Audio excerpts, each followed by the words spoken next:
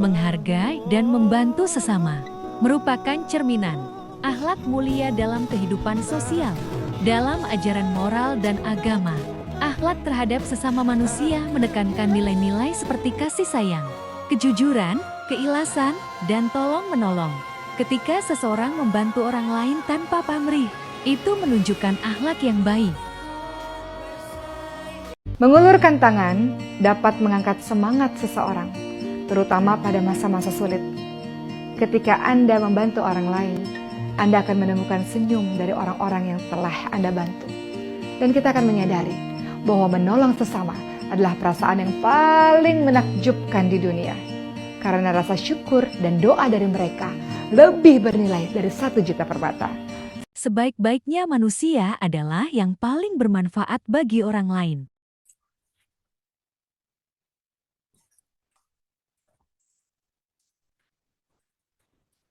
Assalamualaikum warahmatullahi wabarakatuh. Let me introduce myself. I'm Pujijana Fauzia, with name 2023005050. I'm here to complete the assignment session 5, session 4. Langsung saja, saya akan menyelesaikan tugas sesi 4, yaitu tentang moral, etik, dan akhlak in Islamic view. Izinkan saya untuk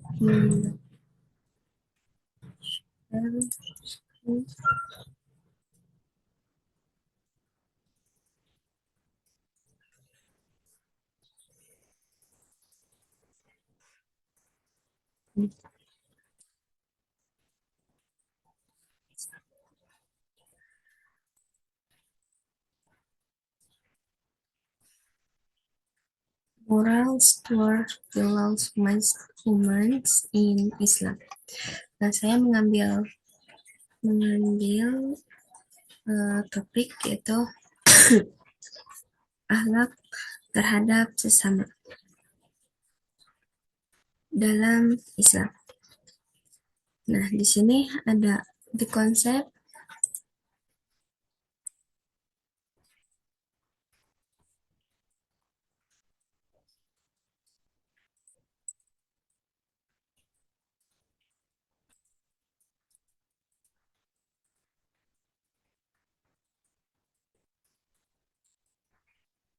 the concept of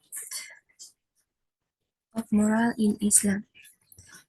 Moral are good behavior and attitude that every Muslim must have in their interaction with other humans and other creatures. Maksudnya yaitu di sini saya akan menjelaskan dulu definisi akhlak. Akhlak dalam Islam merujuk pada perilaku dan sikap baik yang harus dimiliki oleh setiap Muslim, yang mencakup interaksi kita terhadap sesama manusia dan makhluk lainnya. Yang akhlak menjadi landasan moral yang membimbing tindakan individu, membantu kita untuk berperilaku dengan baik dalam setiap aspek kehidupan. Nah, di sini juga akhlak menurut Al-Quran banyak ayat Al-Quran yang menekankan pentingnya akhlak. Sebagai contohnya yaitu surat Al-Anfal ayat 8, surat ke-8 ayat 61, yang artinya, dan jika mereka condong kepada perdamaian, maka condonglah kepadanya, dan bertawakallah kepada Allah. Sesungguhnya Dia Maha Mendengar lagi Maha Mengetahui. Ayat ini menekankan pentingnya perdamaian, keadilan, dan ketergantungan kepada Allah dalam setiap tindakan kita. Di sini juga ada ayat dari surat Al-Hujurat, surat ke-49 ayat ke-13, yang artinya, hai manusia, sesungguhnya kami menciptakanmu menciptakan kamu dari seorang laki-laki dan seorang perempuan, serta menjadikan kamu bangsa-bangsa dan bersuku-suku supaya kamu saling mengenal. Sesungguhnya yang paling mulia di antara kamu di sisi Allah ialah yang paling bertakwa. Ayat ini juga mengajarkan bahwa kemuliaan seseorang tidak ditentukan oleh suku atau bangsa, tetapi oleh ketakwaannya. Dan di sini juga ada hadis about morals. Hadis tentang morals. The message of Allah Subhanahu wa ta'ala. Allah Subhanahu wa ta'ala said, "Indeed, I will send to perfect noble morals." Hadis riwayat Ahmad. Itu Rasulullah Shallallahu Alaihi Wasallam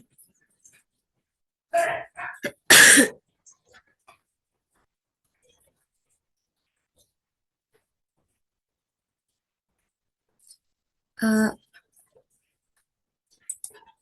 ini seharusnya pesan dari hadis Rasulullah Shallallahu Alaihi Wasallam yang memberikan penekanan besar pada akhlak melalui satunya. Sesungguhnya aku diutus untuk menyempurnakan akhlak yang mulia. Hadis riwayat Ahmad.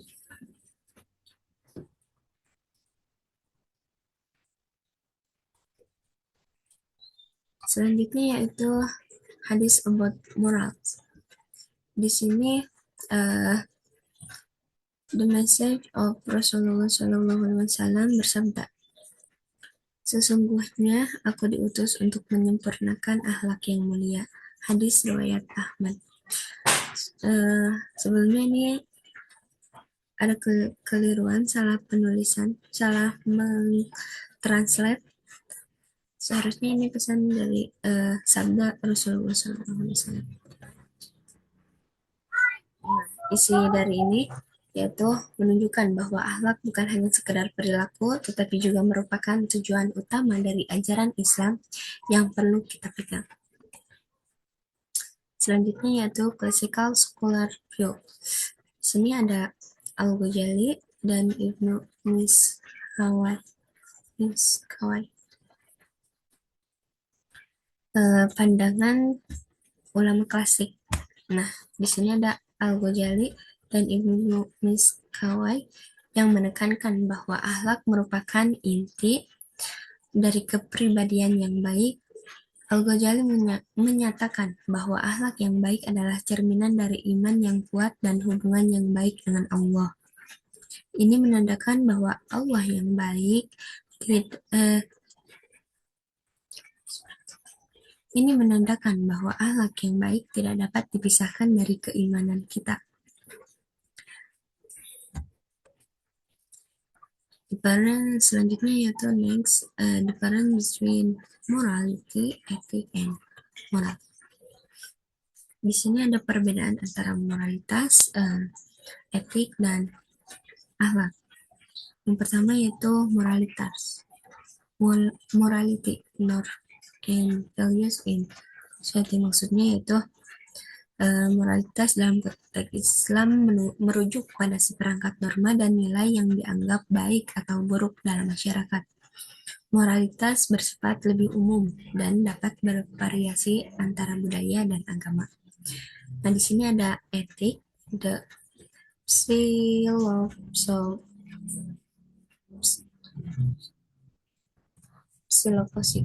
Di sini ada etik, the physical study of good and bad. Maksudnya yaitu etika adalah kajian filosofi tentang apa yang baik dan buruk. Dalam Islam, etika merujuk pada prinsip-prinsip yang diambil dari Al-Quran dan hadis yang mengatur perilaku individu. Yang ketiga yaitu morals, the concrete application of morality and ethics, yaitu akhlak. Moral itu akhlak. Akhlak adalah penerapan dari moralitas dan etika dalam kehidupan sehari-hari. Akhlak lebih bersifat praktis dan konkret, berfokus pada perilaku individu dalam interaksi dengan orang lain, serta mencakup aspek spiritual yang mengaitkan tindakan dengan iman kepada Allah.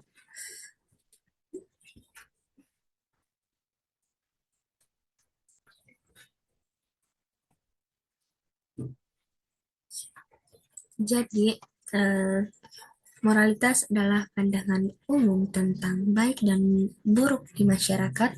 Etika adalah kajian filosofi tentang prinsip-prinsip yang mendasari moralitas. Adalah penerapan konkret dari kedua konsep tersebut dalam tindakan sehari-hari. Selanjutnya yaitu application of moral in the family. Nah, penerapan akhlak dalam kehidupan sehari-hari. Nah, di sini ada penerapan akhlak dalam lingkungan keluarga. Nah, dalam lingkungan keluarga ada respect and love parents, helping parent in daily activities. Be gentle and don't say harsh things. Maksudnya yaitu dalam keluarga, akhlak dapat diterapkan dengan menunjukkan rasa hormat dan kasih sayang kepada kedua orang tua. Seorang anak yang berakhlak baik akan mendengarkan nasihat orang tua, membantu mereka dalam kegiatan sehari-hari, dan tidak berperilaku kasar.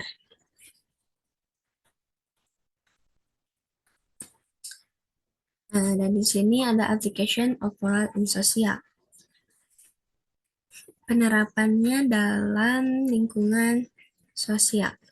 Di lingkungan sosial, akhlak dapat diterapkan dengan cara saling menghormati dan membantu sesama, misalnya memberikan bantuan kepada tetangga yang membutuhkan atau terlibat dalam kegiatan sosial seperti bakti sosial, dan sikap toleransi dan empati terhadap perbedaan juga merupakan bagian dari akhlak. Di sini juga penerapan dalam lingkungan profesional. Di sini ada be honest and fair in work, respect the opinion of colleagues, and do not spread gossip at work. Maksudnya yaitu di tempat kerja, akhlak dapat diwujudkan melalui sikap jujur dan adil dalam menjalankan tugas. Contoh konkretnya adalah tidak mencuri waktu orang lain, menghargai pendapat rekan kerja, dan tidak menyebarkan gosip.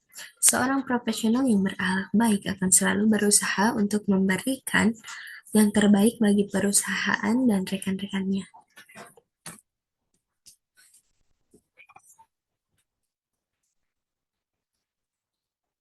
Selanjutnya yaitu conclusion. Moral are a fundamental aspect of Islam. Understanding the difference between morality, ethics, and moral helps in their application. The application of moral in the family, social, and professional create a better society. Kesimpulannya adalah akhlak terhadap sesama manusia dalam Islam adalah aspek fundamental yang mencakup ajaran Al-Quran, hadis, dan pandangan ulama klasik. Memahami perbedaan moralitas, memahami perbedaan etika, moralitas, dan akhlak sangat penting untuk menerapkan prinsip-prinsip ini dalam kehidupan sehari-hari. Dengan menerapkan akhlak yang baik dalam keluarga, sosial, dan lingkungan profesional, setiap individu dapat berkontribusi pada pembentukan masyarakat yang lebih baik. Ini referensi yang saya dapat dari beberapa sumber.